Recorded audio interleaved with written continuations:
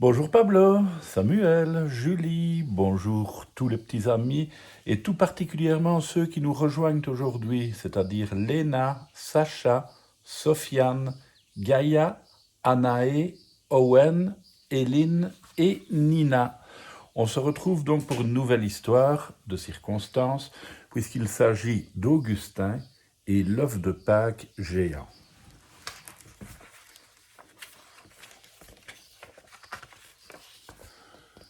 Saperli-Choco.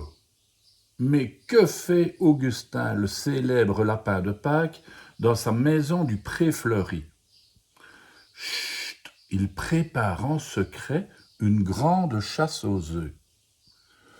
Le jour de Pâques approche et Augustin commence à cacher son chocolat d'un bout à l'autre du Pré Fleuri. Hop, 3 petits œufs ici. Hop là, 2 autres par là.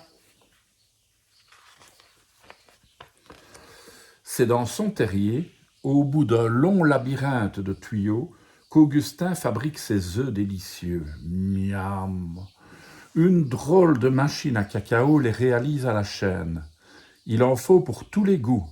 Au lait, noir ou blanc, avec ou sans noisette.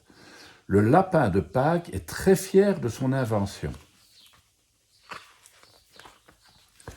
Il remplit une nouvelle brouette et zou, il repart en courant distribuer ses trésors pour les gourmands. Mais oups, à son passage près des commandes, Augustin abaisse un levier sans le faire exprès. Plus tard, Augustin continue son travail, quand, en chemin, il croise son ami la tortue. « Belle journée, pas vrai ?» fait-elle remarquer. « Oui, un temps idéal pour jardiner », répond le lapin, avant de s'éloigner avec sa brouette comme si de rien n'était. Ouf, le lapin de Pâques a eu chaud. Heureusement pour lui, la tortue n'a rien remarqué avant l'heure. Alors Augustin repart travailler. Soudain, il entend du bruit tout près. Zim, boum, zoum, bing. Augustin sursaute, stupéfait. Nom d'un bouquet de navets. Là, juste sous son nez, un œuf géant apparaît au-dessus de son terrier. Le lapin se précipite chez lui. Il éteint vite sa machine à cacao et s'affole. « Oh là là, tout est détraqué, il ne manquait plus que ça !» Heureusement, la machine est arrêtée à temps, ou presque. Augustin examine l'œuf de Pâques géant sorti par sa cheminée. Il essaye de le soulever. Oh, hiss! Puis de le pousser. Raté. L'œuf ne bouge pas.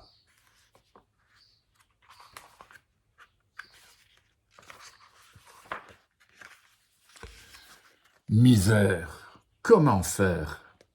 Si l'œuf reste ici, il risque d'être vu par tous les habitants du Pré Fleuri et la chasse aux œufs sera gâchée. D'ailleurs, la tortue a déjà remarqué la chose.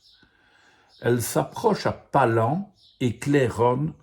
Ça, par exemple, c'est très étonnant. Augustin la rejoint de plus en plus catastrophé. J'ai besoin d'aide, c'est urgent. Hélas, même avec l'aide de son ami, pas moyen pour Augustin de déplacer l'œuf trop encombrant. Cachons-le pour le moment, propose la tortue essoufflée. Tu as bien des draps et quelques couvertures? Bonne idée. Sitôt dit, sitôt fait, Augustin vide ses placards, puis ils nouent ensemble les draps pour fabriquer une grande couverture multicolore. Une fois l'œuf recouvert, la tortue apporte la touche finale. C'est une pancarte où est écrit « Travaux en cours ». Ça repoussera un peu les curieux, dit-elle, satisfaite. Pari gagné. Les animaux du pré fleuri ne s'attardent pas davantage devant l'œuf caché. Pourtant, le problème d'Augustin est toujours là, sur son toit. Le lapin de Pâques s'inquiète. Avec ça, je n'ai plus assez de chocolat pour préparer la fête de Pâques. Pas de panique, réfléchit la tortue. Ensemble, nous allons trouver une autre idée à creuser. Tout à coup, Augustin bondit sur place. Il s'écrie « Creuser ? Mais la voilà la bonne idée !» Mais que font Augustin et son ami la tortue maintenant?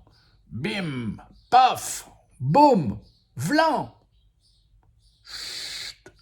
Ils creusent et bricolent en secret quelque chose pour la fête. Quelques jours plus tard, c'est Pâques et les habitants du pré fleuri peuvent terminer leur chasse aux œufs par une incroyable visite. « Entrez, entrez, venez à l'intérieur de l'œuf géant, amis gourmands. »« Miam, on va se régaler !» s'exclament en chœur les visiteurs. « C'est la fête la plus réussie de l'année. » Augustin et son ami sourient. « Allez, ils ont bien mérité d'imiter leurs invités. Cric, crac, croc, et oui.